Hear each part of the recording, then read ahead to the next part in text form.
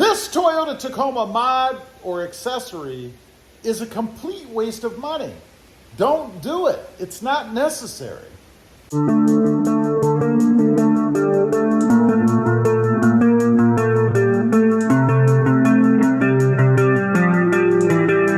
afternoon, everybody, and welcome back to RobMotive.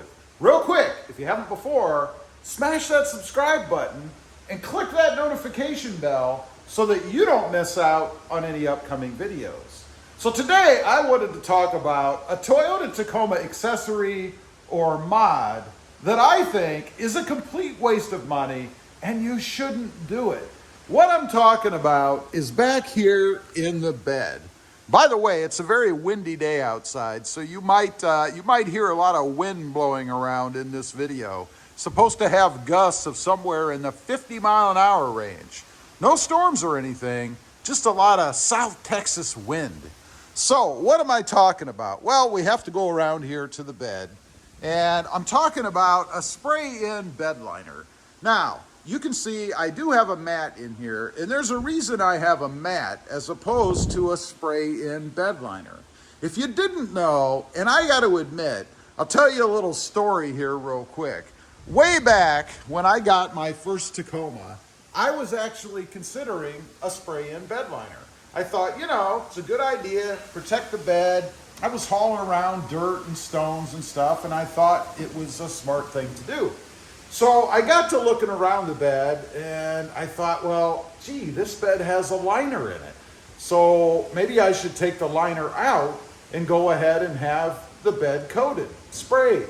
Well, I looked underneath the truck, and it was then that I realized the Toyota Tacoma does not have a bed liner in it. It's a composite plastic bed. And if you didn't know that, that's the way it is, the way it's been for years. It is a drop-in plastic composite bed. When I say drop-in, I mean the bed itself is just put on the truck, if you will. So there's no reason to put any kind of coating on the bed, any kind of spray-on thing. And I would even question as to how well it actually sticks, the material that they would spray in, and what they have to do to the bed itself to put that spray-in liner or spray-in coating on.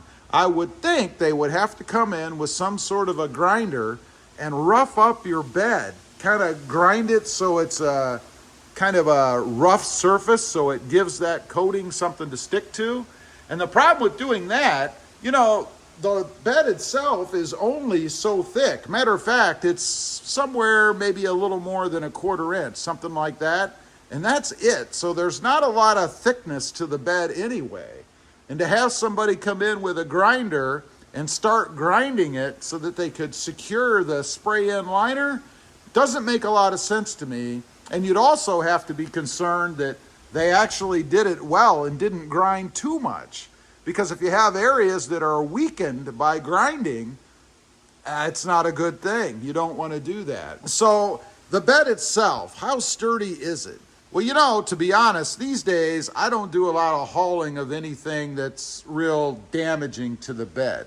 I did a video, and it's on the channel a while back, of dropping a sledgehammer in my own bed. I did that a couple, 3 times. Now, I didn't do it from 50 feet in the air. I mean, chances are you're probably not going to be 50 feet in the air dropping things into your bed, right? I did it from a more realistic standpoint in that I held it about my height, which is 5'9.5". A little bit higher, maybe about 6'6" or something like that, about yay tall, and just dropped it into the bed. It didn't do anything. So it's a pretty sturdy bed. I've read reports out there that state that the plastic composite beds are stronger than steel. Now, of course, there are going to be things that are going to be exceptions. Obviously, if you're going to gouge through it or really put it through its paces and beat the crap out of it, it probably is going to fail, but so is steel. Now, there are a couple benefits to having the composite bed. Number one, it's not going to scratch or it's not going to rust. It's not metal, so you're not going to scrape the paint off of the bed and then have rust problems. It's never going to rust through because it isn't metal. It's lightweight. going to give you better fuel economy than hauling around a bed that honestly you don't really need. The composite bed is perfectly fine the way that it is. So I mentioned earlier that a few people have actually commented to me that they were considering or have put in a spray-in liner in their bed. Now, the reasons that they've given me for doing that is they wanted a little bit of extra protection. Extra protection. I think it's way overkill. It would be like repainting your truck just to make sure you have a double coat of paint on there so that it doesn't get through, that nothing is going to damage it. Well, obviously, if you treat it bad enough, there's nothing you can do and it's going to get damaged. And I often wonder, you know, I can imagine somebody sitting at a dealership, and I'm sure this happens out there, and they're having a conversation with the finance guy, you know, the last line of sales at dealerships, and they tell them that they should get a spray-in bed liner to protect their bed.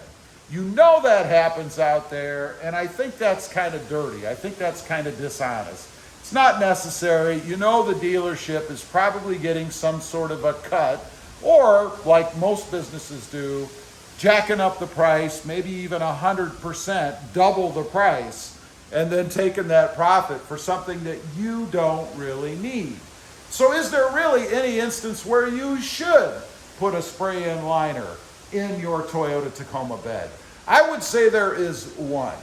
And that is only if you use the truck harshly enough that you're starting to wear through the composite bed itself. Maybe you've got some areas that you're constantly scraping against and it's getting a little bit thin. I could see in that case coating the bed just to prolong its life, if you will. Protect it a little bit and stop any of those maybe rub marks from going all the way through. That is the only time that I would ever put any kind of a spray-in bed liner into the bed. Instead, I would highly recommend a mat. Now, it doesn't have to be the Toyota mat. This is an OEM mat that I have. It could be something as simple as a stall mat from a place like Tractor Supply. I actually put one in my Ram sitting right out there, and it works perfectly fine. Gonna cost you probably about 70 bucks, something like that, and then you don't have to worry about it. And let me tell you, those stall beds, or stall mats I should say, are very substantial, very durable. I mean, they go in horse stalls. Mine that I have in the Ram out there is about an inch or so thick. Actually had to have help lifting it into the truck because it is heavy.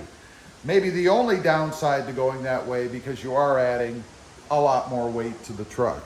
So if you do anything, I would go with a bed mat just to kind of protect the bottom surface, you know, where you're going to be impacting it with stuff, with some sort of a bed mat like this. If you go with this kind, the OEM style, it is set up to fit perfectly in the corners, around the wheel wells, the length, all that stuff. All you have to do is get it in and install it.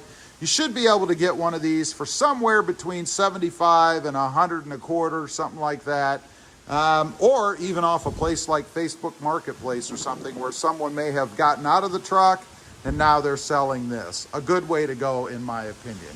Anyway, leave a comment. Let me know. I'd be curious. Has anybody ever suggested to you that you get a spray-in bed liner for your Toyota Tacoma? And did you do it? I'd be curious to know. Also, real quick, again, if you haven't already, make sure to hit that subscribe button and smash that notification bell so that you don't miss out on any upcoming videos. I do have 2 additional channels. RobMotive FST, all about full-size trucks, and RobMotive JT, all about the Jeep Gladiator. Check them out, and if you're interested, why not subscribe? Thanks for watching. Stay safe out there. Bye.